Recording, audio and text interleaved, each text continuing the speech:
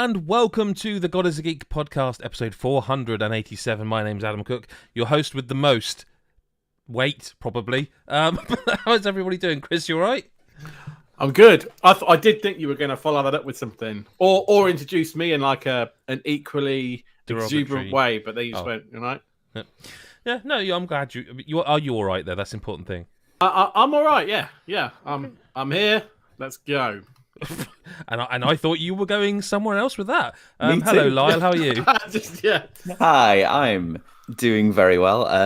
If I'm a host with the most, I'll be the host with the most hours sleep because I feel quite well rested. Yeah, that's really not what Chris and I wanted to hear at all. No, it isn't. Really not the thing I wanted to hear. No, I know it isn't, but I'm not gonna lie. It's fine. Yeah, no, I'm glad you're rested. I am actually. Yeah, Lyle's a good person, and it's good that he's rested. Only him. Only me. Yeah, I'm the only one who's allowed. That's right, because Chris and I, unfortunately, or fortunately, I don't know which way you round. Well, Chris, you tell us. We've been burning the midnight oil with some cooperative video gamaging. Is that what you said? No, videogamies? Video gaming? Videogamies. Video gamaging. Well, I like that as well. We should bring that more up to the fore. Maybe. Yeah, well, we've been saying like for a few weeks, like we need another co-op game. Yeah, we're a bit short on co-op stuff. So own fault. So yeah, we've been playing a couple of co-op games in the last week. One that we haven't played before, and one that we very much had. It's got some new bits and bobs in it. So the first one that we've been playing, that you reviewed actually, is We Were Here Forever. Which We Were Here is like it's a game series. I've not actually played the series before, but you know I do my research. It's the fourth one. It's the fourth one. It's the fourth one. I didn't know if it's third or fourth, so that's how good my one. research is. Yeah, it's basically a series of co-op puzzlers. So you and a mate get together and try and solve together various puzzles. Right? Which, by the way, is one of the names of the games. We Were Here Together. We Were Here Together. And ironically, this one was called We Were Here Forever. And we'll come on to that later. Like I said, you reviewed it, but to play the game, you need a willing partner. And I was around, so let's talk about it. So this game starts, and you're in a prison cell in a dungeon of a castle, and you sort of wake up. Some weird thing opens the door of your prison cell so you can get out, and you find you've got this walkie-talkie. And the walkie-talkie is the method for communicating with your partner. And the only way, obviously, like as with the walkie-talkie, you have to press down the walkie-talkie button to talk to your partner. Because often in the game, you're in different parts of levels, so you can't see everything that your partner can see. So it's really important that you use the walkie-talkie to explain what's going on. So, Lyle, just to bring you in, it's a bit like Operation Tango in that respect. Like you can see different things, right? So you've got to like explain the situation, what you can see around you, so the two of you can kind of work together. I will say about the walkie-talkie thing because you didn't mention it in your review, and my thing about the walkie-talkie is, I think it's a nice idea. I think you're going to say the same thing I was going to put in the review, and it does. It does work well. Yes, it does work well. Like you literally, if you don't press the button, you can't hear what the person's saying. Like it's done very well. You were particularly good at that as well. What's that? You going silent for 3 minutes. Oh and then suddenly going, sorry, I forgot to press the button. To press the button. I'm so old and forgetful. So he'd think and Adam will say, I am sometimes one for just going silent in games when we're playing together. Well, that's why I didn't twig straight away. But then after a while, it was like, he thinks I'm just being like tunnel vision rude. Yeah. Right. In a game where you have to talk to each other. Right. Yeah. And it's like, oh shit, I've been talking for like 5 minutes and I've just been forgetting to press that button. So that was affecting, but that's kind of on me, right? Not pressing a button. I can't really criticize the game for that. But the thing that I did notice with it is that, like, the way it kind of works is that it seems to have a bit of a problem if you're both trying to talk at the same time. It would like try and delay what someone was saying to the other person, and sometimes you'd miss what you're saying if you were talking at the same time. But if you don't know you're about to speak because you don't know when you're going to press the button, because you can't tell someone you're about to press the button because you've got to press the button to speak. Sometimes when we were stuck on puzzles and trying to explain things to each other, you'd have to go, sorry, right, I'm going to stop now. You go and you tell me what you can see. And there were a few examples of that when we were in situations where we couldn't see what the other person was saying, where it just felt more complicated and faffy, I guess, to do the to have the walkie-talkie stuff. I think the problem with that walkie-talkie, and this is what I nearly put in the review and chose against, because it's like, obviously a review is your personal opinion, but this is one of those. Is this just me being old and kind of grumpy about things? The conceit of the walkie-talkie, I think, is a thoroughly clever idea. 20 years ago, like when games were like online was not as prevalent as it is now. The thing is this is a game something you pointed out earlier, you need to rope someone in, and this being the fourth game, they've got bigger and bigger. That they started out a couple of hours, they went to 6 to 12. This is now like a 10 to 14 hour experience. And I'm pleased for that. I think that's too long, but I also don't think every co-op game should be, well, we played it this evening and that's it, finished forever. Like, I think it's good value for money, especially because you can replay it, and the other, the other way around, person. Yeah. But the thing is, I feel like if you're going to, and Lyle, as a sort of almost independent adjudicator here, he's muted himself before. That was an incredible sneeze. So, but I'll just bring that to, people will have seen it. You did well the there. Video, but did very well muting it. But as sort of like almost the independent adjudicator,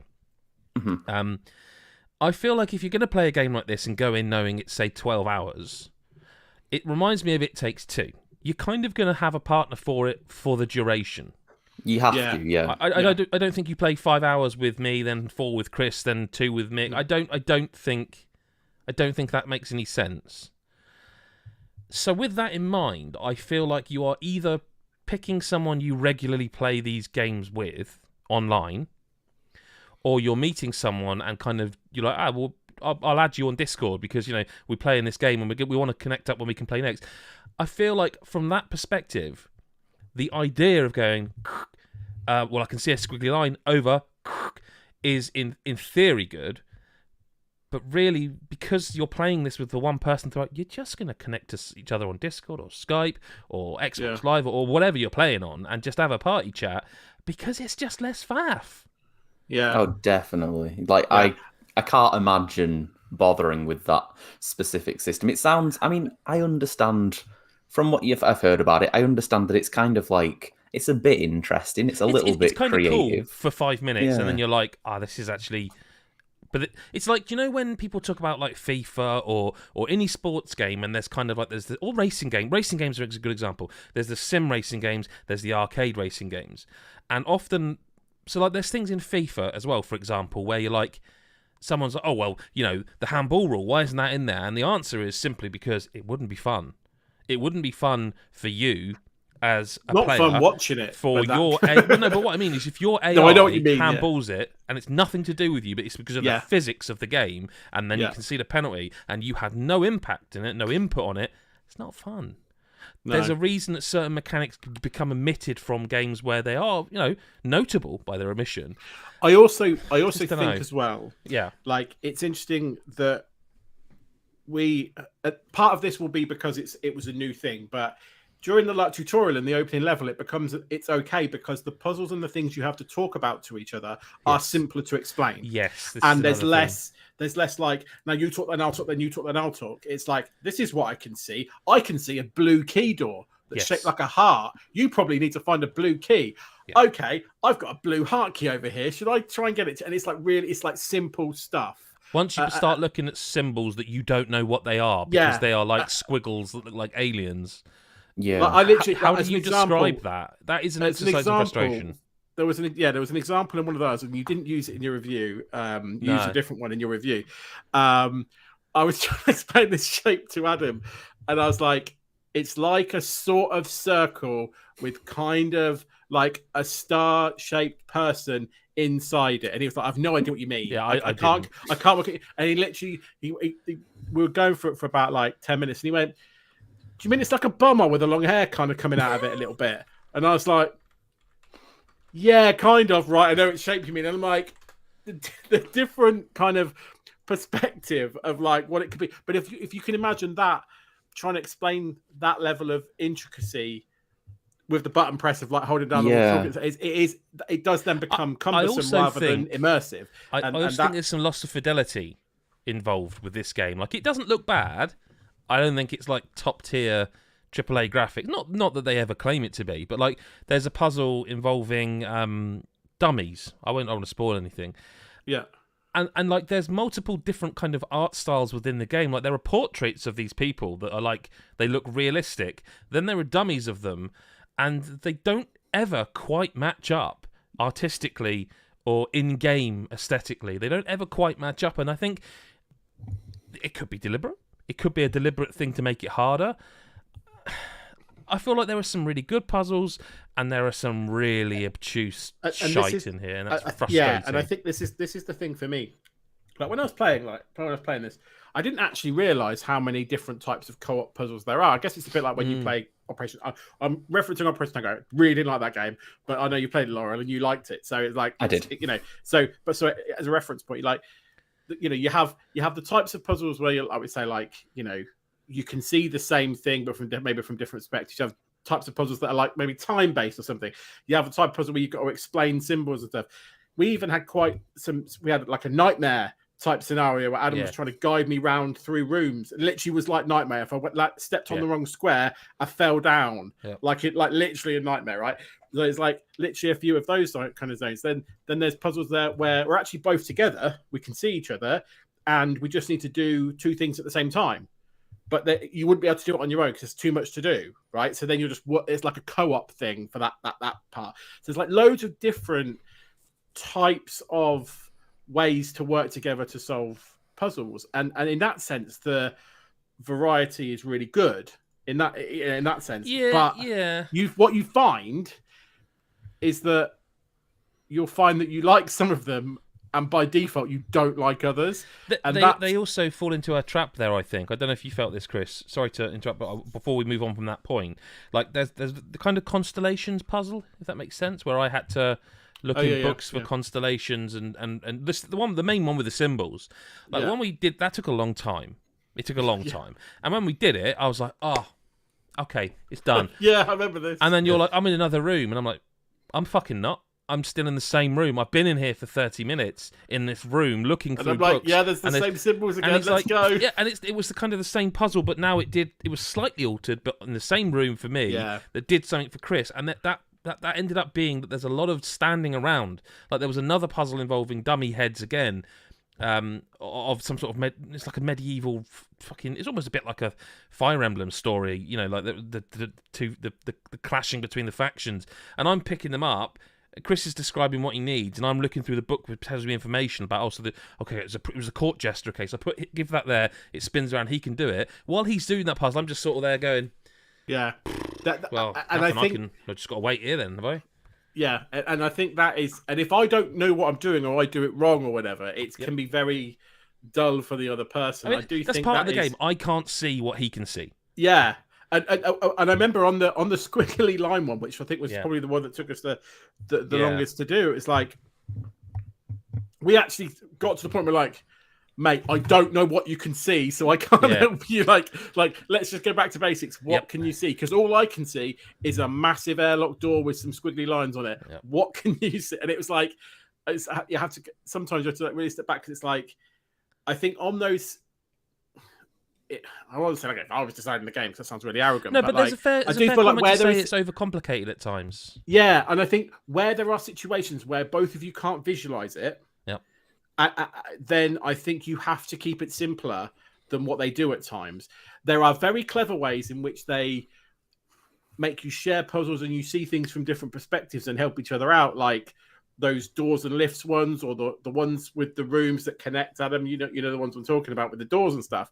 Mm-hmm. You're seeing different perspectives, but you have the frame of reference to help each other out, and you know what you're ultimately trying to achieve together. Where you're literally in separate rooms, can see separate things, which are two halves to the puzzle, and never do the two meet. I never went into the bit Adam went into. Yeah. He's never, unless you start again and swaps characters, it's never going to see it. Mm-hmm. It's like I don't know the context for that, and I do think unless those ones are really, they don't have to be easy. They don't have to be easy puzzles. I'm not. I think they have to be shorter. They have to be shorter, and you have to understand what it's trying to get you to do, even if figuring it out is hard. If you can understand what it wants you to do, I think then it would work. I think where this game falls down is like you can spend a lot of time going, I don't even know what it wants me to do. Yeah. And then ironically, the next section after that Bumfluff puzzle was the nightmare section. We're like, right, know exactly what you want me to do here. This is like, this is interesting. It's a bit funny. Like, get it, you know, and it's just like, and it does have that sort of like, I found myself like really liking parts of it, and then just going, you get over that, and you go, it's great again. And you go, massive. So and it wasn't that's very down to much each like puzzle. That's down to the smash puzzles. the next one all the time. Yeah, there was times you go into the next puzzle, you go, let's do it. And you're like, okay, this has gone on a little bit too long now. Yeah. Like, which, you know, and some people will lap that up. I know there's a big following for this. This kind of series, and clearly different people like different things. You loved Operation Tango, Lyle, so you might love this. I just found the pacing a little bit too much, and like I said, the length. We Were Here Forever. You know, it's a longer game than the others in the series. So, like our first session was hours long. And we were like, well, we've made a pretty good dent into that game. And then when we had some save file issues, which I'm told they've patched, and I really hope they have. I'm not going to go into any detail here because my assumption would be they said they were patching it. I've always given the trust that they said they would, but it had some issues with save file stuff on PC. Anyway, we had issues getting back to our exact save point, but by having those, I sort of had a look at the chapters, and it's like, oh, holy shit, we're in chapter 1 still of like 5 or 6 or something, and we had spent hours. Like, there's a fine line between, and not just for puzzle games, but for any game, there's a fine line between value for money and outstaying your welcome. Yeah. And I do think this is a little bit nearer the latter, that I think it is just a... Because, like, there's not enough story, really. Not really. No. There's bits and bobs, but it's deliberately not confusing. But also I think it links into the previous games as well. So I don't think people are playing it for that. No, really. Fair. No, fair. But you can easily fall into a trap with something like this and going, oh well, if you were just better at puzzle games, then you know. And I'm not trying to be arrogant, but I kind of consider myself half decent. And we've had some. Well, I did conversations. I thought we were both decent until this game, and I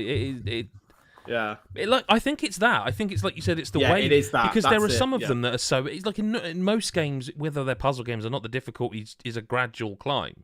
Yeah. And then some games you get that big wall at the end, like in combat-based games. But generally speaking, the puzzles, like you think of the pinnacle of the genres, like the Portals. You know, they introduce the mechanics early. You understand them pretty quickly. They're fairly simple, and they develop that mechanic. And add to that mechanic so that although it's still essentially the same that you always were doing, it's been, you know, iterated upon to the point where you're at the end and you're like, God, this is a real brain teaser. But you have the tools in your box to do it, whereas this feels like so many different kinds of puzzles thrown in that the difficulty curve is just up and down like storm in the sea. It's a good game. I thought by the fourth game they might have, you know, made the waters more calm than rocky. But let's move on to something a bit more action based, shall we, Chris? Well, I want you to kind of lead this a little bit. Okay. I'm just going to throw it back to the host purely because I know that because we've been playing Rainbow Six Extraction. Right? Yes. I'll tease it, but then I'll throw it back to you because obviously there's preview stuff up on the site and stuff about it. Well, it's out now, I believe. The Nightmare Fog. So I want to just let's kind of tease that in as well, and then we can talk about it, I suppose. So, well, the thing is, I don't want to repeat too much of what I said in the video, really, because you can literally, you know, you're watching us on YouTube, you can go click it, and I suggest you do because it's got some gameplay in there. They've tweaked the mechanics yet again for a 3-week timed event, but they've added like a neurotoxin level, which is an extra meter on your screen. That the whole environments are like fogged with this nightmare fog, and I think what they've done is some really clever stuff. Like they make it so that you hallucinate. So if I think it's 35%. I think if you get above 35% on the neurotoxin, which you definitely probably will, you start hallucinating one of 4 different types of enemy. And that is an interesting mechanic, because if Chris is at, say, 5% neurotoxin and I'm at 40, I'm going to see these enemies that don't exist. And he's not. And I think the thing I like the most about Rainbow Six Extraction is that I would never, ever, ever play it with random people. No. Never. I have done for like preview stuff, and to go into the weeds a little bit, one of the recommendations I ended up doing, not this event, but an event with Ubisoft, was to say, I think if you're going to do these, you probably should give people access to 3 people copies of the game, because I would want, if I was developing this game, I would want whoever it is playing with their team or their friends. I wouldn't want them playing with random other media from all around the world, because I think you would have a worse time. So with that in mind, I need to be, like, there's certain enemies that just, when they're hallucinating, will just be like stood there. But that's what some of the enemies do anyway. Yeah. So I need to be like, Chris, is there an enemy right in front of me with his back to me? And Chris is like, no. And you're like, oh shit, it's the neurotoxins. But more than that, it's really, I actually think, I wish they'd keep some of these modes, because the spillover was similar in that it alters the mechanics. I wouldn't want this in the main game. I'd want this as an optional mode. But like, they have also done it with auditory stuff as well, so that some of the enemies you will hear over here, but when you turn to look at them, they vanish. So it plays with your mind in so many different ways. It plays with your mind and you're like, is that enemy real, Chris? And he's like, what enemy? You're like, okay, it's not. But then you'll turn around and go, hang on, is there an enemy over there? And he goes, well, I didn't hear it. And you're like, yeah, but did he not hear it because he was listening to something? You know, it does this thing. Some of the enemies will run at you and attack you, and then they, like, you know, they warp out because, you know. It's really interesting. And the thing is, you don't want to start randomly firing at enemies, because no, you don't. Then you will have them all running at you. Yeah. But you also, and the reason why it works so well is because you also don't want to take damage in this game, like because of the whole perpetual damage thing and MIA and stuff. So you don't want to risk it. Go, I'll just let them run at me because it could be an hallucination, because that's a car crash as well in itself. Exactly. So it's very much like, it was already, this game, like because we've been replaying it, it's already like, I think it's really underappreciated. Strategic. I don't know if that's because it's like, well, it's not Siege. It's like, no, it's something different. Yeah. It is very much like you say, like, I wouldn't play this with randoms. I play this with mates. And I'd go one further. I play it with mates who understand exactly how we need to play this game. Yes. So methodical, meticulous, together, and quiet. That is how we play this game. Not like you can't talk. I mean, like, stealth. Like, to be clear, like, don't just run and gun. Like, spread out and run and gun, because we'll just die, right? So, like, you know, we had this moment, didn't we? Had one of the missions. The last mission actually was like the highest.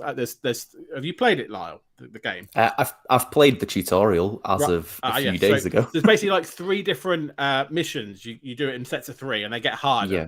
So we're on the last mission, the hardest one. They're all random, but this one we had to rescue this this guy who'd been captured by these monsters, right? So we've got to kind of clear out the area, rescue him, take him to the exfil point, and get out ourselves, which is kind of the same place when it's on the last level. And so he's always surrounded by enemies, but in the third mission, it's always the hardest. So there's just like loads. There's like loads of enemies. So, you know, we'd gone in and we'd scanned the area, so we knew there was loads of enemies, and we just sort of approached. But it was very much like, right, how are we going to do this? And then we realized we could kind of get upstairs and kind of peek in, like, from over the top, like a mezzanine kind of floor area. We were like prone, just like proper, like, I was like, I haven't done this for years, like, you know, the kind of collective, like, okay, you take that one out, because if you do a headshot with a silencer, nothing's going to get kind of nosy, nothing's going to get kind of done. So we just sort of kind of got an angle on that, take that out, and it was just. And I think the last enemy, we just went in all on guns blazing, didn't we? Just because it was like to take it down. But everything else has been taken out with stealth headshots and stuff. And it just felt like, and we barely took any damage and got him out and smashed it. And it was just like, this game's great when it works like that, where you come out of it feeling like you've absolutely nailed it. It's such a good experience. And that's what this, I think. It's smart that they would release this one. The only thing I would say is that I thought after the first one, they would, because it brought in like a new operator, I thought they'd do that again, and they haven't. And they've got a lot to pull from. Now, either they are worried the numbers are dropping, and they're thinking maybe we won't start pushing too much work behind this, because a lot of this does feel like not repurposed but reimagined existing assets, almost like they've made a mode out of other modes and been clever about it. I really hope that's not true and not the case, because they're putting the same amount of sort of oomph behind it that they have done since the beginning. I just really like it, and I don't understand why people don't seem to be giving it a chance.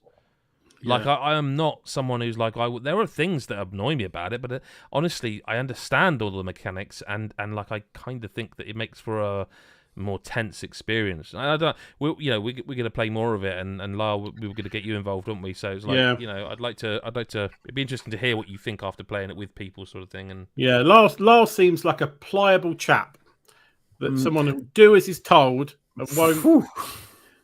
Well, let's see how I am. Because we're bringing him in as the third party. But it just does so much right for me. Like, it's fully cross-platform, voice chat works. Like, it does so much right. And like, what they do, I think is clever, is with these events, they give you a new item to sort of go for. Last time it was the automatic turret, which is going to be useful to find out about. And this time it's like the stim pistol, which if you shoot, it's like the Doc's got a pistol that he heals people with. And this one, you can equip as in your tech slot, I think, and you shoot people and they're invincible for 15 seconds and quicker. And that's like, I want that. As not necessarily for every mission, as an option, I want that unlocked. You can play around with it more, can't you? Like you said, there's options. And I don't know. It just seems like one of those games that have been forgotten, that nobody seems interested in, apart from me. I don't know. It was one of those. Yeah, I mean, you've been banging its drum. We played it a lot when it first came out, and you've been saying to me, "We need to get back on its traction." I'm like, "Yeah, I did enjoy when I played it." Like, we even said, I think, when we started playing, "Why did we stop this?" I was like, we put 20 hours in about a week and not even 2 weeks. Yeah, it must have been like other games came out, right? It was when February's Onrush came. And it wasn't that we wanted to stop playing it. We had to stop playing it. There was no way, yeah, it's still fun. And like I say, we had that good session. Like, I'm up for playing that again. But I think it would be good with 3. Yeah, like there's a charm solo, there's a charm with 2. It's it's just I think it would be good fun with 3. Yep, no, that's I mean, I say we'll probably talk about it next if we hear what Lyle has to say about it. But speaking of Lyle, what have you been up to, Lyle? Okay, so like you two had 2 games to talk about that had a sort of similar theme, my theme is 2 games that I've talked about before in a preview sense that now I'm talking about in a full sense. So, and they were both preview games I was very excited about. I'll say that one of them was a little bit disappointing, and I guess we'll start with Eiyuden Chronicle Rising.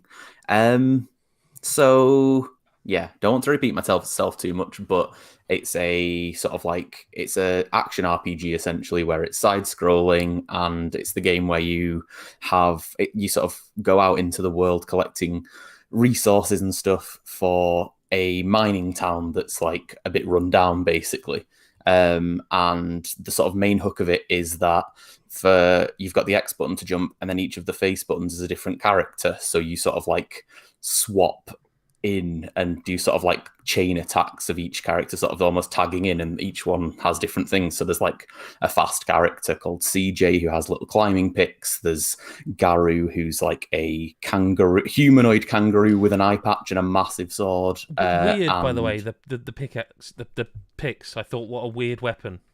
It was a very odd choice, but like I liked it as like just something different. It just surprised me, because I played about an hour of this and I was like, is she hitting people with essentially Lara Croft's climbing picks? And she is, pretty much. And eventually you get a magic user who's like the mayor of the I think they call her the acting mayor of the town, who when things get a little bit more hectic with the story, she kind of realizes she has to join you. And everything like that is really fun. Like the combat in general is just like, it gets very interesting when it gets very interesting. And then alongside that, the rebuilding of the town is like, it gets very compelling in terms of like, you'll go into town. There'll be like very early on, you're basically told like your quest for the moment is to get this street rebuilt before we'll let you go searching for treasure far further away. So you start rebuilding the shops. They'll want lumber and one will want stone to do things. One might want market research, which just involves going to talk to people. And then every shop you open, you then, have to use as a shop. So they'll have lots of upgrades for your weapons, and maybe that'll give you extra combos when you're using your attacks, or a double jump and stuff like that. And it's a really compelling loop. And after a while, it gets really, really grindy and farmy. You get to you get past the sort of mid game, because at the middle of this game, I was really enjoying it. I was like, this is going to be 8 minimum, I was going to say. But I'd argue it starts quite grindy.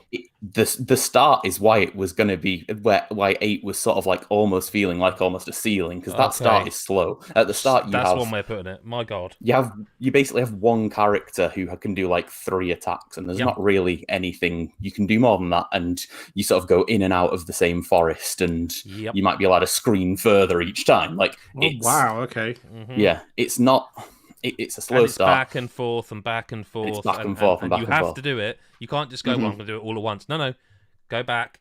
And it's very sort of tropey. You go back and they're going to go, oh, actually, I could really use some of this, which you've already seen, but now I'm going to do it. It's no. That is your first trip in, you can't get wood because you don't have an axe yet. And even though you don't have an axe, you don't ever actually use an axe. You're just swinging your climbing pick, but it's sort of it's in your inventory, so you're cutting down trees, I guess, to simplify things.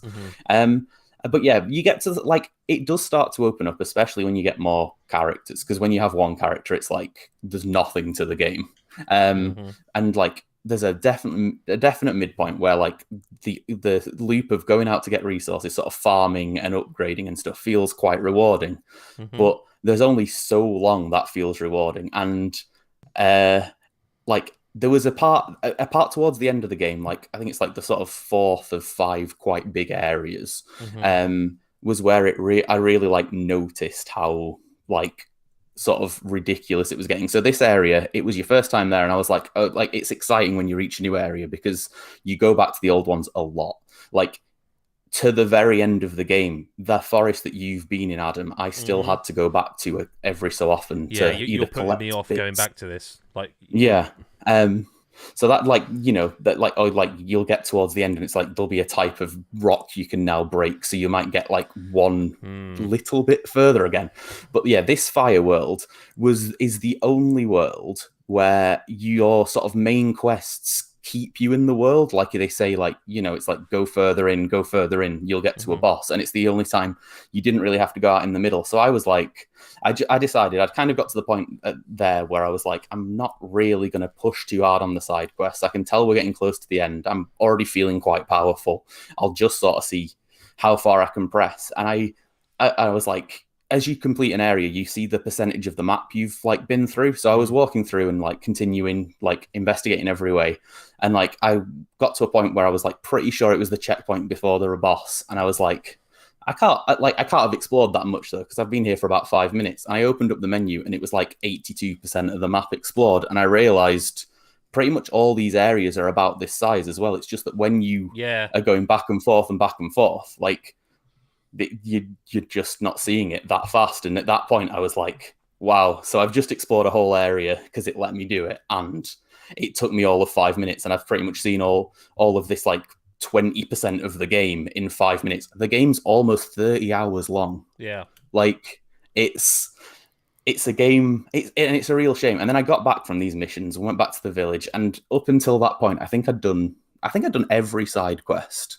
So I was I'd been keeping on track of everything. And because I'd been in that area and I'd kind of completed 3 or 4 main quests, technically, because they were all in that area, I went to the town notice board and I had 20 quests that were go to this person, then go to this person, or do you have enough lumber? Oh, then go back to the forest. And I was this is such an overload. This is this is a game where, unfortunately, and it has very good bits, but it's a game where it's about 30 hours long if you try to do everything. And if it was 10, it'd be really good. But there's that much fluff. But did you get the impression because obviously this is how to put this without sounding derogatory. This is the game before the game, isn't it? This is It is the game before the game. Eiyuden Chronicle. I've forgotten the name of it, but 100 Heroes or something like yeah, that. something like that. And this is almost like, and this is kind of what happened with oh god, what was the game? The Castlevania creator made this game. Oh, and then they put out like an 8 or 16-bit sort of almost Xbox Live Arcade version before. It was like almost like a prelude. Yeah, and this, which I can't remember the name of now. I mean, Bloodstained, Bloodstained, Curse of course, whichever it was. The Bloodstained was the main game. It was like a Castlevania, and there was another Bloodstained that was like a prelude to it. Like it just, I get the feeling this is that, but like as you say, they've thrown so much on it that it didn't need. Well, not so much in so much content. It sounds like it's not a lot, but it's the same stuff over and over again. Yeah, that's what I mean. Like Lyle says, if it's 10 hours, it's probably a really good. I'd probably go back to it. But yeah, I could tell very quickly. I don't know where the preview was, if you know what I mean. But from the start of this game, starting the final build of it from the start, I'm like, oh, this is going to be some serious grindy padding stuff. And I was like, straight away, I was like, I'm going to shelve this because I know Lyle's further in until I can find out if that's the case. Because if it is, I'm afraid I'm out.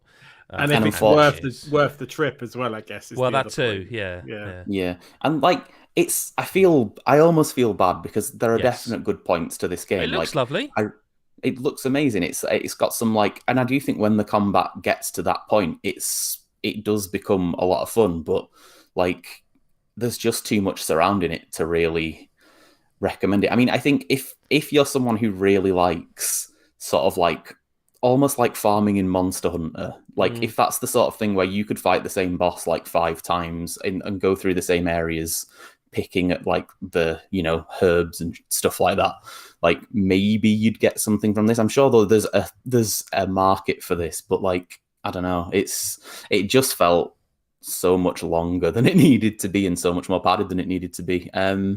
It's very polished. It's very like it does a lot well, and it doesn't feel like this tiny little side game. It doesn't feel like a 2-hour experience that they've just like knocked up as like almost like a keep you thinking about it. It's a really fleshed out game. It's just sort of fleshed out in the wrong ways. Mikhail, by the way, says in chat, Curse of the Moon was the small one. Of Bloodstained, and Kieran says that basically he downloaded this. I think it's in Game Pass, isn't it? It is in Game Pass. He says he downloaded it without knowing anything about it, but last description has basically made him want to delete it. So, well, we need to serve. I don't know what. Yeah, exactly. Yeah, saving time. let's try and raise the roof with some positivity. Then, what about the other one that you alluded to? That is, you feel. So the other one is a game I talked about in preview and got everyone very excited in here, and that is Soundfall, which is the rhythm twin stick looter game, which was just shown and sort of shadow dropped in the Indie World showcase thing from Nintendo. I'm playing it on PS5, and I'm very, very glad I'm playing it on PS5 because the haptics are so lovely. Yeah. The rumble to the beat is so nice. Like when I originally previewed it, it was on PC, and getting to use the DualSense with, you know, everything that the developers intended it to do for a rhythm game is really it's very lovely. Playing this game, I haven't played that much of it because unfortunately I've only had access sort of since launch pretty much. So I've just sort of like rushed to do as much as I can. But yeah, there'll be a review at some point. I can promise that at least. But yeah, currently, just playing it just fills me with joy. Basically, like it's a game where I turn it on and I play. If I like got a chance to play a couple of levels, it's just like it's this immediate uplifting. Like I really love this game. I kind of can't get over how good the music is. I think obviously that's important. Like it's not music that's normally in rhythm games, or maybe definitely even not the kind just of thing I games. listen to. I'll say that now. I would not listen to this kind of music outside of this game. Well, no, I would listen to this soundtrack, but I wouldn't go like, oh, I fancy listening to something. Hey, those sort of pop music, dance, no way. But it's great. No, and it just really, really works for the game. Like there are just certain levels where you get to them, and like I've replayed levels already, even though I'm trying to play it quickly, just because I'm like, I don't want to stop that song and that level right now, and but the levels maybe are I'll like get some good 2 loot. to 4 minutes, so it's like Yeah. Well, like I think you'd get rewarded, don't you, for like completing a level before the songs looped. So they're all like song length, basically. Yes. Yeah. But yeah, I just like I haven't seen much further than I did in the preview, to be honest. Although a lot of the music's shuffled around since the preview build. Like there's like I've played pretty much what seemed like the same sort of world and the same levels, but like I think 2 songs have been the same, and all the others they've just sort of shuffled around, and so that's been a bit of a fun surprise for me. But yeah, I mean, I don't really know what more to say, especially without having seen further into the game, unfortunately. But just like hitting all of your shots to the beat and dodging to the beat to like have the invincibility window to get around different obstacles and all the attacks coming into the beat, it all works so well. And once you've clicked with the controls and like have everything at your disposal, it just feels so good when you're like perfectly timed to this great music, like dodge out the way of a laser at the last minute and stuff like that. It feels great. And I mean, also just like the loot element is really cool. Like when you get a new weapon, it's always interesting to see what sort of weapon it will be. Like, because like some of the guns to the beat will fire like multiple rounds. It'll be like a machine gun that fires 4 bullets every time there's the metronome goes off. Or I mean, I seem to mainly like shotguns, it turns out. So I just keep getting in very, very close and blasting away. But I mean, it's a game I really, really want to play more of. It's a game I'm thinking I'm gonna blitz through very quickly. And I mean, just based on the impressions that I've had the couple of times I've got to play it now, it's a game where I'm kind of thinking more than a lot I've played this year. It's one I maybe want to try and remember for towards the end. And yeah, I need to play this. You do. You'd very much like this. Yeah. The one thing I wonder is that it's quite a difficult game to describe. Like, I think you did a good job there, and I think you did in the preview, actually, for what it's worth. The closest I could come up with is that it kind of reminds me of Crypt of the Necrodancer, okay? But with a really important distinction to make. First of all, Lyle, did you play that? I'm guessing you probably did. I think I've played a little bit, not a huge amount. Chris definitely has, hasn't he? I played the Link Zelda one. one. What's the Zelda one called? Cadence of Hyrule. Cadence of Hyrule, that's it. I played that, yeah. So in those games, I should say, not in that game, those games, it's quite strict in that if you do miss time and miss thing, you take like a significant amount of damage. Whereas with Soundfall, the kind of penalty, I guess, for like missing the beat is just that your guns don't fire quite as powerfully. So I think it actually is quite an... Listen, you have to be able to keep to a beat. You could probably brute force it. I don't know. I think you need to be able to keep to a beat of some description. But I do think that the difference where it veers, like Necrodancer feels very hardcore. And don't get me wrong, if you put Soundfall on like hard difficulty, it's fucking challenging. But in general, like I say, if you mistime the beat, the worst thing that'll happen if you do it loads, it'll make you reload your gun, which is a keyboard or a guitar, whatever. But also, it just won't be as powerful a shot.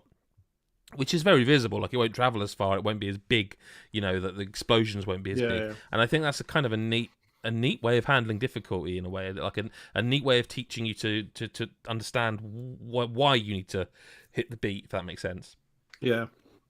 Yeah, it becomes apparent very quickly that if you're missing it, you don't not notice, but you also don't die instantly. No. It's a really nice middle ground of like you just need to grasp this. You're going to need to do it. But if you miss it a couple of times, like unless you're chasing super high scores and chains and all that sort of thing, like it's probably not going to ruin, your play through with that level. You can also drop, like there's no penalties as such. Like if once you get to, I think like, I can't remember, it's like World 3 or 4, it automatically goes like from 1-star difficulty to 2-star. But you can just change it back before each level. Just change it back to 1-star if you are finding it tough. And again, it's like Lyle said, it's that kind of happy place game. And I think it lends itself towards that in a lot of ways by accessibly, offering that. Like being able to say to you, look, just play on easy. It's still going to be a little bit of a challenge, but it's fun. it's joyful. You can play it how you want to play it. It's Kinda. it's not hurting anybody. Yeah, I agree. On that note, it is time to hand the show over to Mr. Hyde. Wow, here we go. Sorry, just getting all my things in order before I say it's time for Chris Hyde's listener correspondence. Never going to get old. Never going to get old. So the first question this week, lads, is from Nike G. It says, if you were, I'm going to come to you first, Adam. Okay. Because no, I'm not. I'm going to come to Lyle first. Okay. But there's a reason. If you were a video game protagonist and any one of your fellow writers were the annoying helper AI that gives you hints, who would be the best person for that role and who would be the worst? Okay, I like this question a lot. I think this is a very fun question. Yeah. There's a few good answers for this of the team. I mean, you could always have Adam Carroll's lovely Irish tones giving you your annoying help, and maybe that'd be nice. I feel like, weirdly, and maybe this is just me, but I kind of feel like you, Adam Cook, would be like, you feel like you kind of already have the right voice to be the helper. Right. I don't know if it's generic. Maybe that like. Well, I didn't. That's not where I was aiming for, but generic helper voice number 3. Yeah. But like, Clean I up think on aisle 6. Yeah.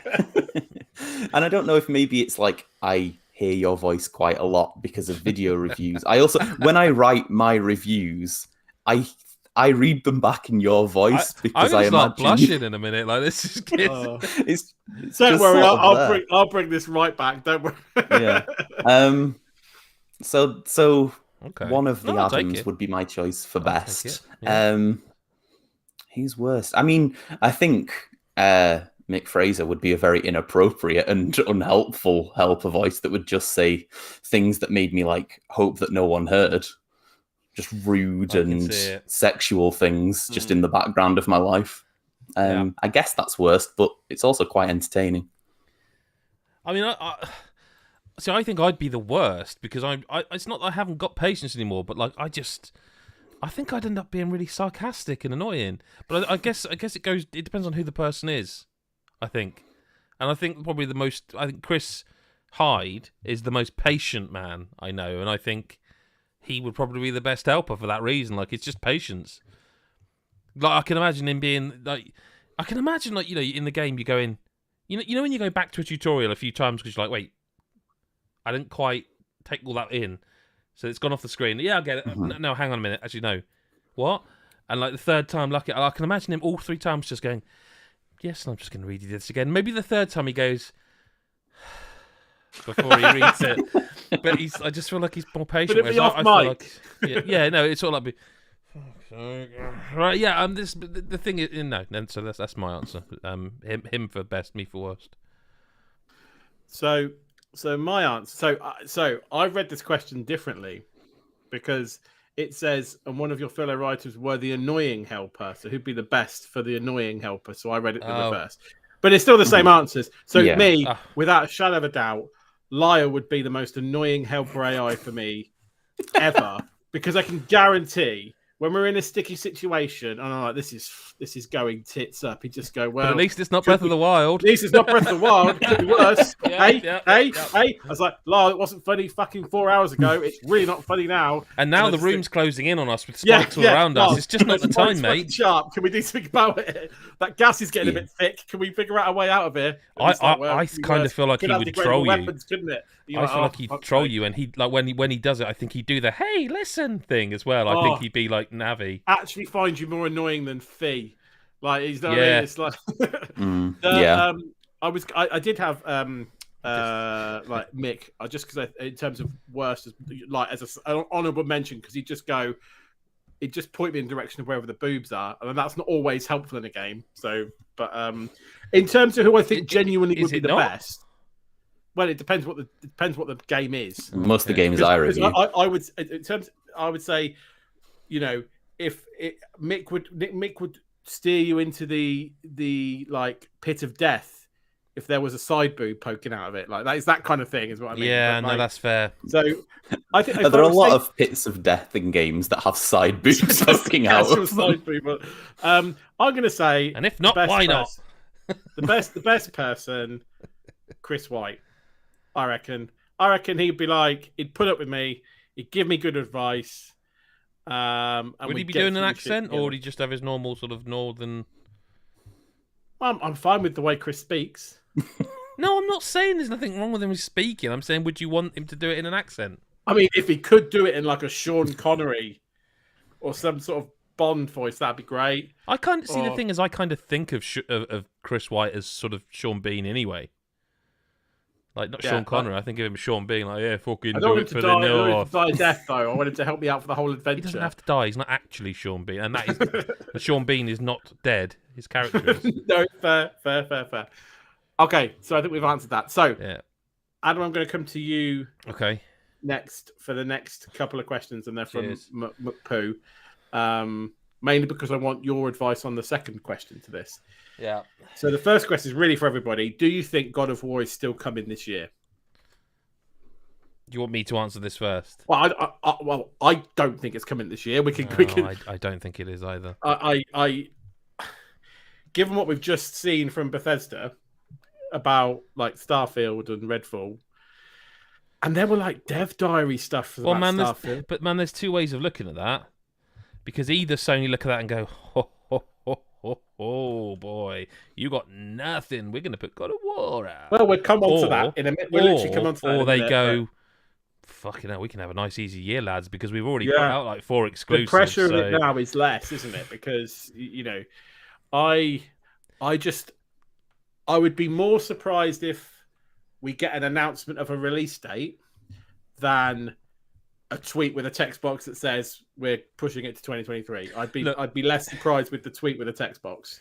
The thing is, right where I am now. The thing is, for me, it comes down to one thing: Sony will put out more games this year. Right? They will. It's just the way they do things. If I were to go back over my history of reviewing games or covering Sony games, they will put some games out. There will be one around June or July. There will be one around September, October, November time. Mm-hmm. They will do that. Now, unless they are all games we don't know about yet, the only one left is God of War Ragnarok. Yeah, that's fair. They're not going to announce another. Spider-Man 2, not a chance. Not a chance, no. Wolverine, haven't they already miles said that? off. It's like... Yeah, no, but they're miles off. Like, yeah, they are. Yeah. Unless they kind of do the thing of leaning into like what have they got that's third party but it's exclusive to kind of. I mean, they got Final Fantasy 16. Okay, that's coming this year, I would say. Okay, that's exclusive to PlayStation. We've heard nothing about that, have we? You will soon. You will soon. Yeah, sure but that's coming this year, I think, and that's a Sony exclusive and I don't know if it would be PC at launch, but that's a Sony exclusive. So you've got something. I don't think that is a summer game. No, if that comes out, that's an October game. But you've also got Forspoken, which is October 11th currently. That is a Sony exclusive. I just think that's going to get pushed, but I don't know. Shit, is it an exclusive? Hang on a minute. Is that an exclusive? I thought it was too. I'm going to have to quickly look that up. No, it is. It's PC and PS5. So they got 2 exclusives, one of which is dated currently for October, and Final Fantasy 16, which is coming this year. Let's just say that is done and it's this year.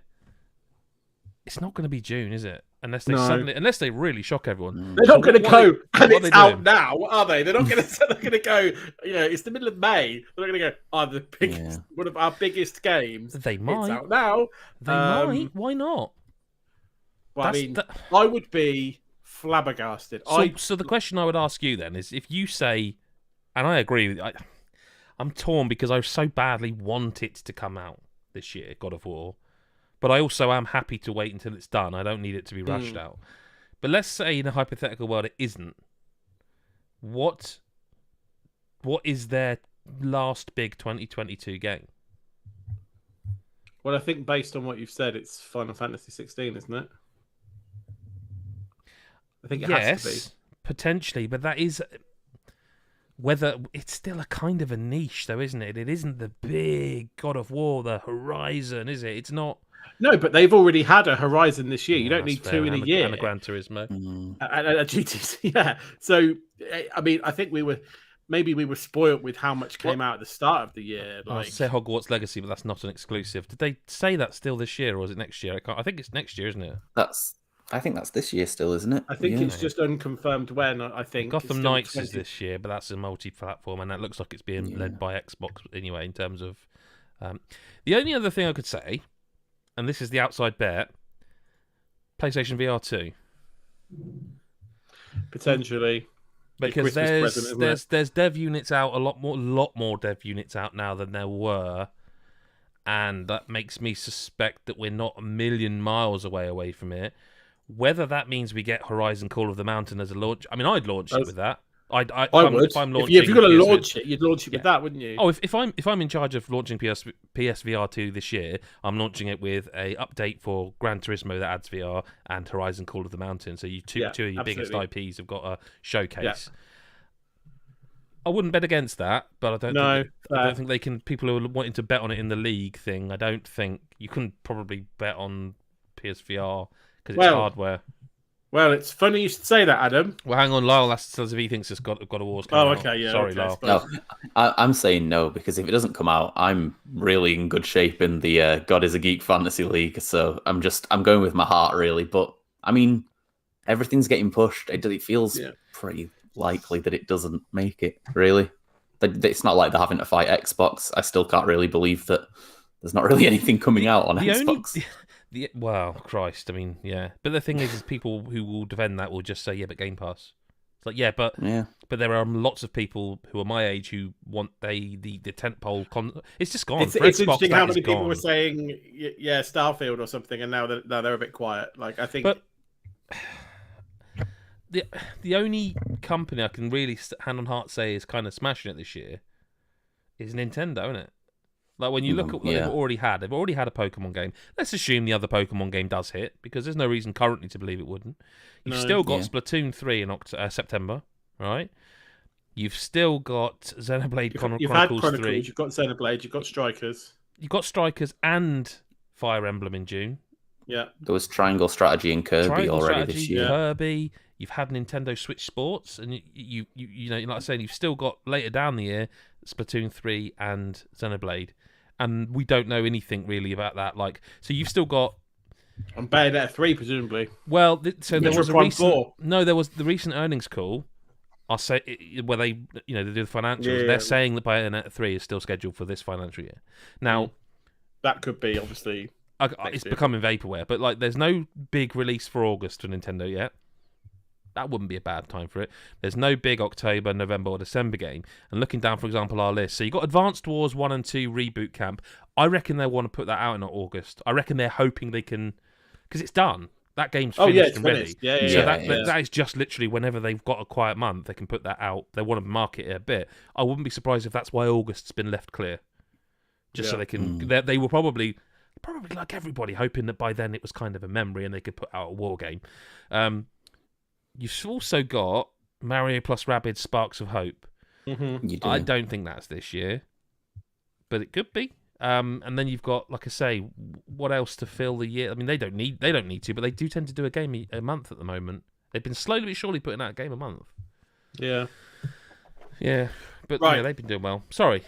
No, because it kind of leads on to this question. So you might say some of the games you've already said. So if God of War doesn't come out, which I think we're all probably leaning to, what potential high-scoring game could I bid on in the league to help ensure I dethrone Lyle and stop him winning said league? So I was looking down the list. Some of the games I've already mentioned. There's no game on here that I'm like that just on paper, other than Ragnarok, where I'm like, you've got to go after that. But if I was to pick some games that I think will do well. Should we pick one each? Because otherwise the list's going to shrink so much for the person who's in third. All right, yeah. Do you know what I mean? Or one or two? Yeah. Because otherwise, by the time we get to to mentions, can't we? Yeah. Well, what would be your pick this, you get points? I mean, guaranteed points. I think is Xenoblade Chronicles 3. If no one, I don't know if that was one I was going to suggest. Someone's got that for certain. Yeah. If someone's already got that. No, you guys go round. There's a couple that I'd also like to say. So you guys. Okay, Lyle. Okay, I'm going to say the Cuphead DLC Fuck's that's sake. on my draft Why did I currently, literally because that's volunteer? going to get me a fuck ton of points, isn't Yeah, it? that's a That home is run. going to get points. You're Yeah, right. I was going to say I couldn't remember if anyone had that, but if that is not that It's is me.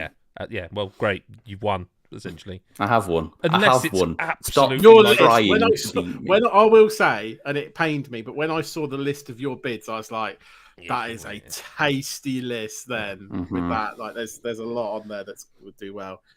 Adam. Yeah, I mean, I would have said Cuphead, but the only way I can see that not getting points is if it's like one boss and one level, and people are like, Yeah, what? yeah. But like, I think the reason they really delayed it again was because they're saying it's basically a whole new continent, like Yeah. no one, like an Act 4. Of games that are on the list that we know have release dates. Oh, I was going to veer into. Well, we might have non-release to. dates. We might have to because I'm looking at yeah. them and I'm going. The only one I would say I would be confident betting on is Splatoon 3. Yeah. But I think that when it comes to online stuff, Nintendo have got it in them to do something that makes people go, for fuck's sake. Like, remember, Yeah. so they brought back, Although I do the co-op I do mode, think with they? Splatoon 2 and stuff, they've. Yeah, I but think they annoyed people with that because the co-op yeah, mode but it was still only at scored certain well. times. I still got a massive fan but base. like I say, I would. But I think feel I think it's pretty safe. nailed on points. Whether it's how many is the key, I suppose. Yeah, I think that's probably of the known dates. That one's safe. Of the unknown dates, the ones that jump out to me, Plague Tale, Requiem. I think. See, I'm not. Like, I know that's well. that's a playable game at like the Tribeca Film Game Festival this year. Yeah. And I think if I had a look at it, and I think it was a 45-minute demo. Might have been 25. I'd have to have another look.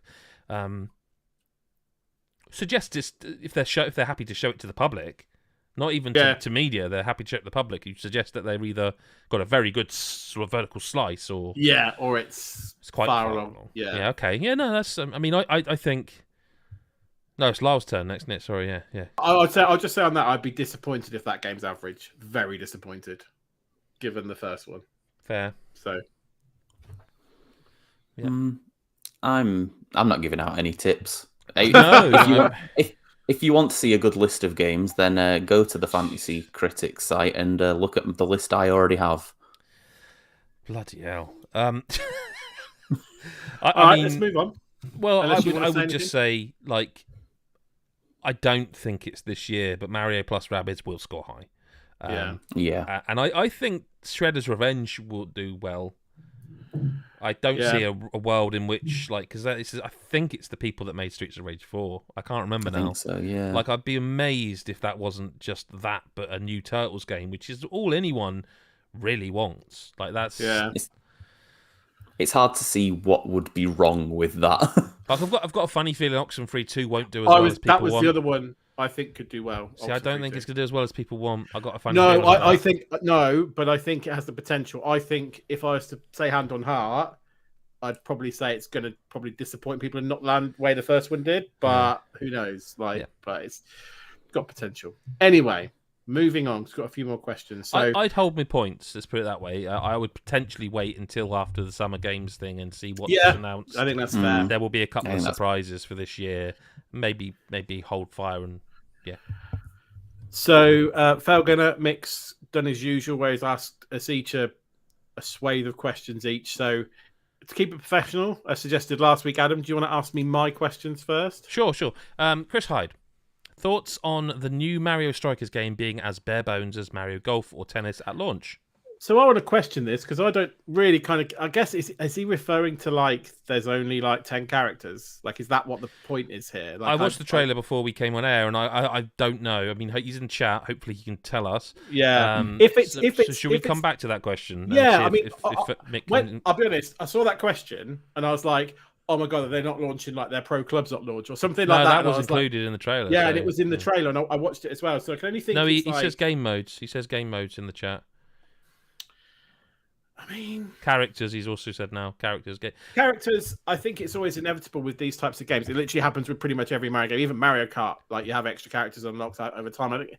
I'm fine with that. Maybe a couple more, but I think you can overthink it, especially with all the like the armor, the clothes you can wear to change The stats. gear. I think there's plenty. Gear, that's a better word. There's plenty of customization to get the character style that you'd prefer to play as. I think people saying, I'm not going near a game unless it's got Birdo in it, are probably I think that's probably a step too far. So, it didn't bother me. I was more concerned that, for me, I think this whole Mario Pro Clubs thing, us getting a team together of that. This game's aimed more at multiplayer than single. Yeah, and I'm up for that. And if that wasn't Big available, time. I'd be like, ugh.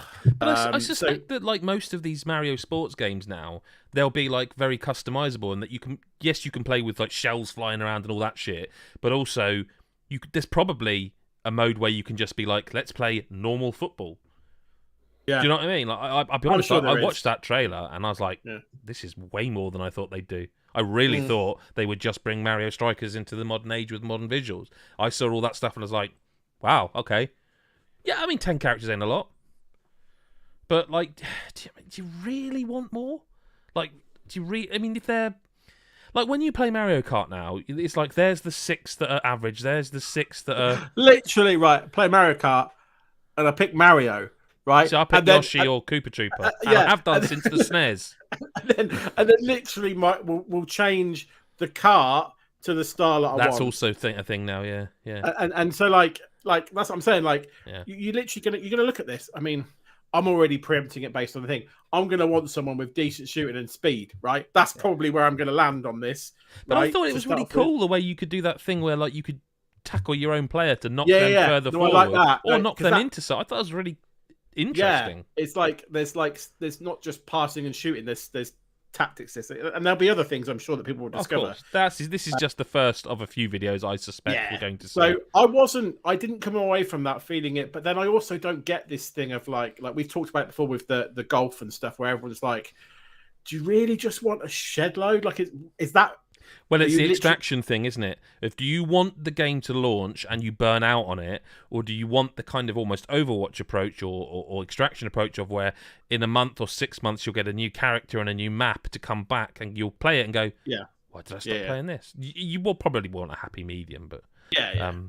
So he wants to know I didn't get the vibe. I guess the fact that I watched the trailer, I'm like, I didn't get a bare bones vibe. No, so I did see the 10 characters and thought, okay. But that was after I'd already seen the question, so it's kind of... Yeah.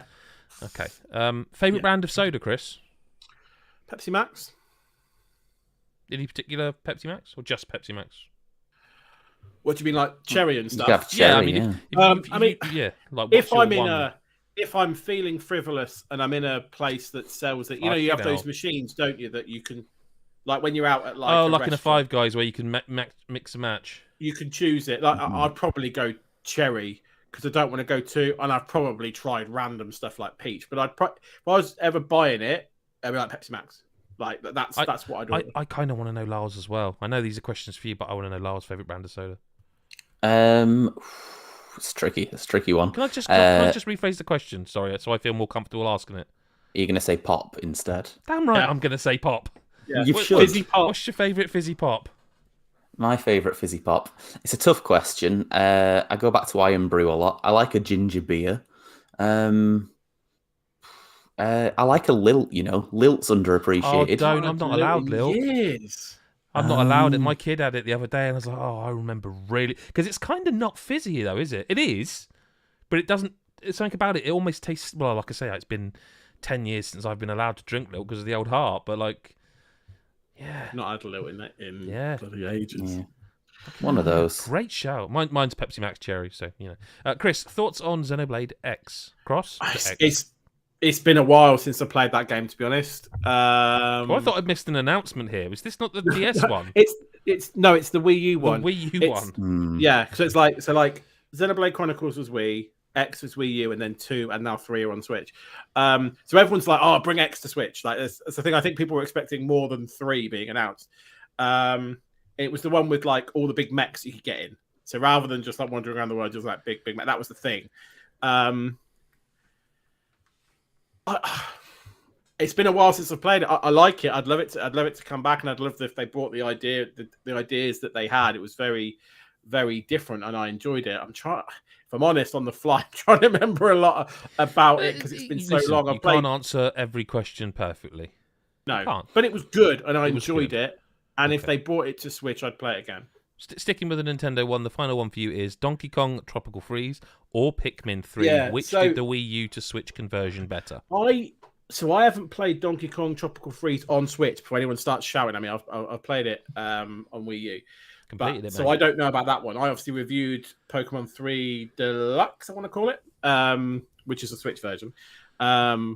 So I know that what that did and with the multiplayer, and it looks lovely as well. So given that I've only played one of them, I'll say that one. But I'm sure Tropical Freeze is lovely, but I've not actually played it. They just so I'll have added to see. was it Diddy Kong? No, who was it?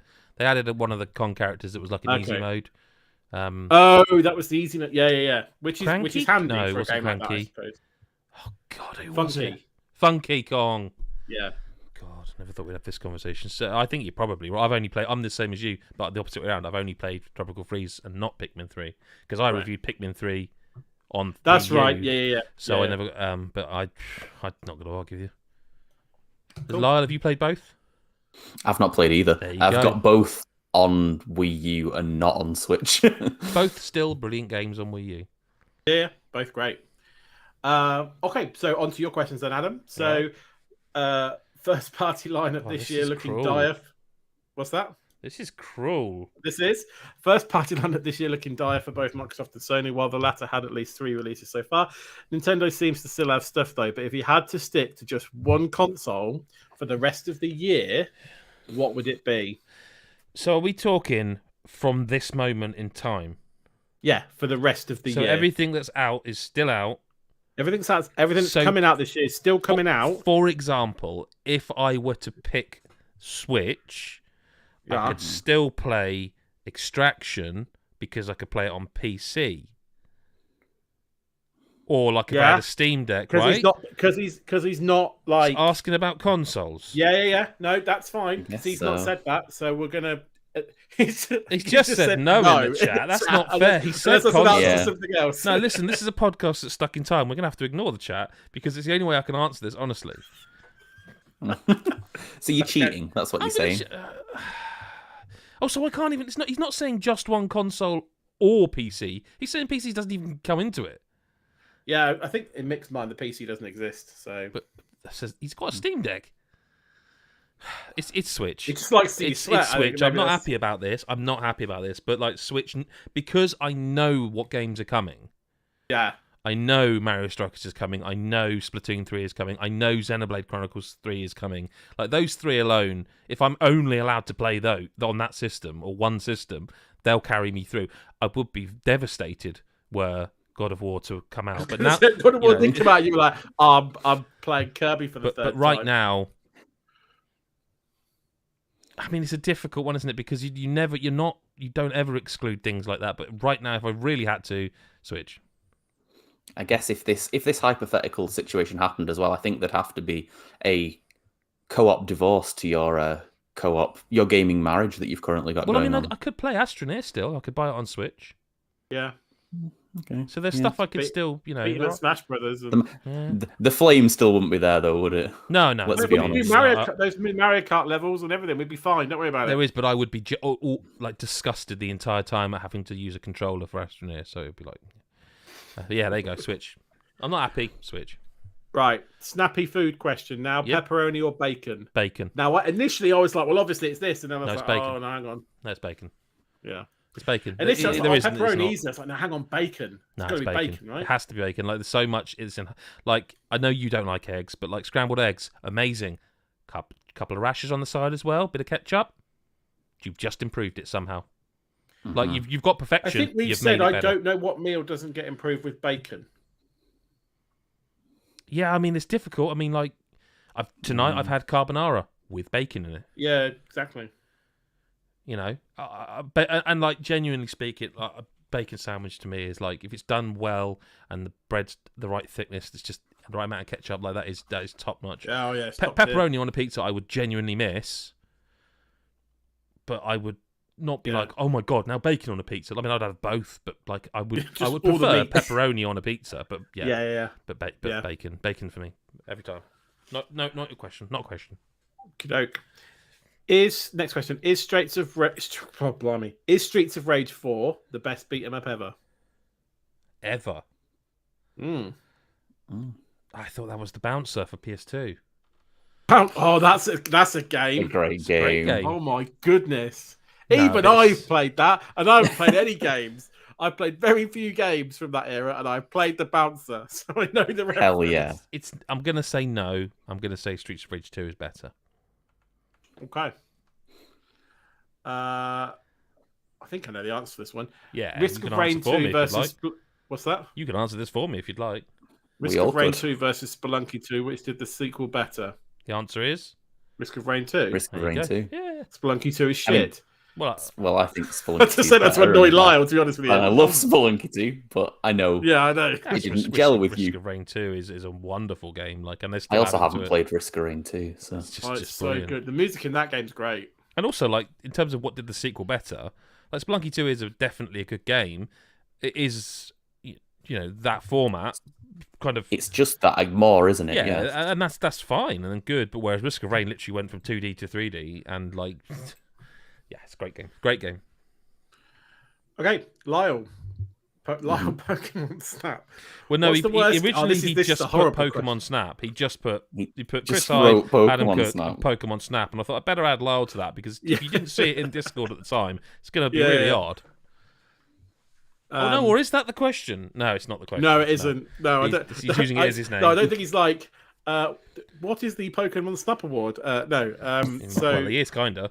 Yeah. So, what's the worst game you've played this year so far, Lyle? The worst game I've played this year so far. I'm trying to think some of your, reviews and Oh, stuff. I know what it is. It's quite easy. The worst game I've played this year so far is Galgun Double Piece on the Switch, which I said I wouldn't talk about on the podcast. I was going to say we 'cause actually did say we wouldn't. I specifically said that, but it's basically a rail shooter that the point of it is to have It's disgusting. schoolgirls be mainly undressed around you, and it's really, really bad. And I could say funny things about it, but I really don't want to. I hate it. It's just bad. So that's the game, yeah. Yeah. Okay, indie game you're looking forward to in the next few months? The next few I know this months. If it was further, it'd be Sea of Stars, but that's December. That's not. Is that That's not. confirmed? Yeah, I Oh, think so. I don't know if excellent. it's That's given great. That's exact date, but I think they've said December. That's good. Next few months. I saw this beforehand. I should have thought about it better, really. I mean, you could. I just have say- one just- that I thought would be on your Yeah. radar. Go for so- it. Yeah, see, Well, see if you it can depends if it's for called me. whether it's indie or not, I suppose. Yeah, Or maybe you don't call it indie. But I know you're looking forward to Live Alive, so I yeah. I don't kind think of I announced thought. I thought you'd have gone I don't know if Cuphead's that counts. DLC. Oh, I Cuphead's just don't DLC is a classify that great as shout, indie actually. anymore. No, that's really. Yeah. I mean, we say that soon, but again, I'm going based on that is playable at the Tribeca Games Festival. So it's like, well, it must be at some. Yeah, Yeah. and they've given a date. They've They actually have. given a date. So, yeah, we'll say that there were a few things in the indie showcase that looked really good. I think was that a Leckhead game. I think they said that was That summer. looks interesting. So Mhm. I thought that looked really cool. Yeah. Yeah, there were quite a few, but I'll say Cuphead DLC if DLC counts. I'll say Live Alive if that counts as indie, I don't and think if not, it I'll say does. Leckhead. There's Yeah, three fair answers. enough, yeah. Okay. Forget Elden Ring. When will you play SMT5? I don't know in what universe where I will find time to play Shin Megami Tensei 5 over games that actually came out this year This that I year, kind of need to play for Game of the Year. Like, there's so much to play. Yeah.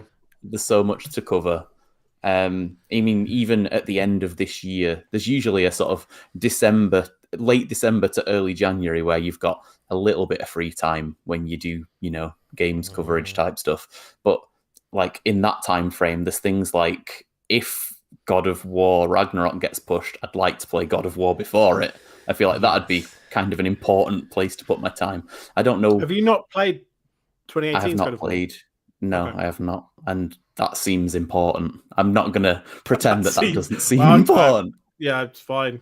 Red Dead So, yeah. Redemption 3 gets announced. I'm screwed. Yeah.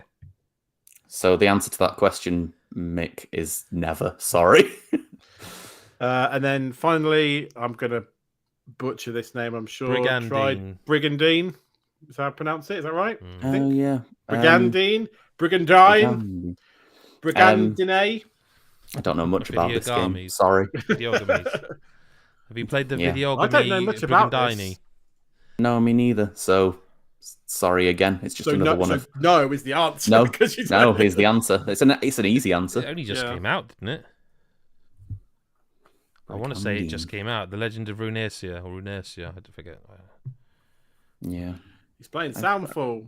I've got time for Brigandine. Too much Soundfall to play, and it's a plenty strategy of other game. things. I'm not sure why Lyle would play a strategy game. It's not the genre I've ever heard him rave about. Like, No, didn't you say you played one strategy game on the PS2 and that was it? The other week. I think I said something about that being like the main one that like I really liked. Yeah, I like I sometimes like tactics games, but I mean, if it's real time strategy, it's never happening. I can't do it. Sorry, Brigandine's tickled me. But that's it, isn't it? It's time for the. That is the end of Chris Hyde's listener correspondence for this week. Indeed. And all that really remains to say is if you've enjoyed this podcast, do go to patreon.com/GodIsAGeek. There are exclusive podcasts there, and there are exclusive articles, early access to this podcast, a Discord, code drops. There are videos planned down the line, more episodes of an exclusive podcast that's going to have... There are definitely more episodes of an exclusive podcast. What is that exclusive podcast? I feel people should probably know now that it is live and about. You can tell people. Well, this podcast is named after one of the hosts here. It's called Breath of the Lyle, and it is You're now a host. You've been... He's been here long enough to be considered a host, Chris. I mean, I think that's fair. And it's a beautiful podcast about games that are better than Breath of the Wild, and it's also a podcast that's mainly about upsetting Chris Hyde. Yeah, it does seem to be going that way. Just even talking about it now, just the mere fact that it exists enrages me a little bit, because I know what we've talked about, but also I know that what I also don't know, but I'm pretty confident in, is that you've got more this sounds horrible, more shit up your sleeve to throw at I've me got a lot of shit in the later episodes that we haven't recorded yet, and they're already pretty bad. You just reminded me of the story that Lyle told in Discord now, talking about shit up his sleeve. Oh my god. True. Yeah, that's another reason. That's an absolutely another reason. Every now and then, Lyle will just drop an anecdote that it just gets better. The more detail he reveals of the story, you're like, it was a good story this time. 3 facts ago, and now you should write a book, Lyle. Absolutely. But look, if you don't be that person either that thinks, oh well, they're doing all right, or someone else will do it. Like if it's just £1 a month for a lot of access, we're going to be rejigging the tiers and looking at that in the future as well to sort of make it a bit more accessible and more general. But hey, if you can't afford it, that's also cool, because times are tough. We know this. So do just share the pod, tell your mates. If they're into games, hey, I listen to this gaming podcast. They've been going for over 10 years. They're decent guys. Whatever you want to tell them, really. I mean, you can tell them we're a bunch of wankers if you like. Won't be a lie. But whatever gets them to watch. Whatever gets them to listen, watch, subscribe, review. Bloody.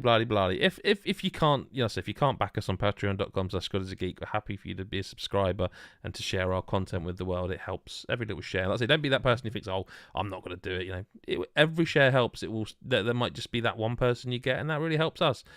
Other than that, all that really remains is to say thank you to Chris and Lyle for being here, as they have been for every week that I can remember in my old man recent sort of goldfish memory. And other than that, we'll speak to you next week, or whenever you choose to listen. Bye-bye for now.